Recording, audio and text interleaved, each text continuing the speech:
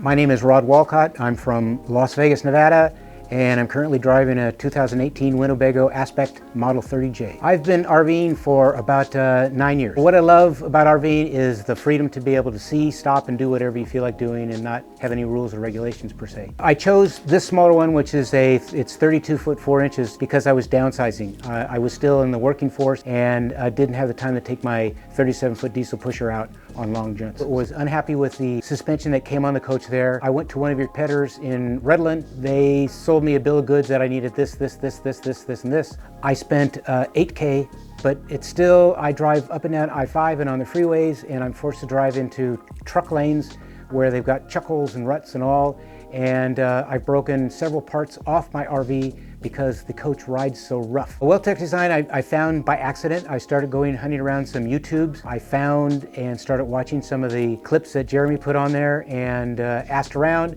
I met up with another individual in Las Vegas who also got a 6-inch lift kit put on his, drove his, started doing some more talking with Jeremy, and decided, you know, this was, I don't want to buy another coach. I want to make this one work. I wish I would have found Jeremy a year and a half ago. Kind of joked around with me, said that, gosh, you know, we've been around for a number of years. Why didn't you find us? And I said, well, nobody said anything about lifting. It was always just, you got to put shocks, and you got to do this, and you got to do this, and got to do this, and the suspension, and, you know, track bars and all that. And nobody said anything about lifting until I started watching Jeremy. My overall rating of WeldTec is great. I mean, the customer service on the phone was great.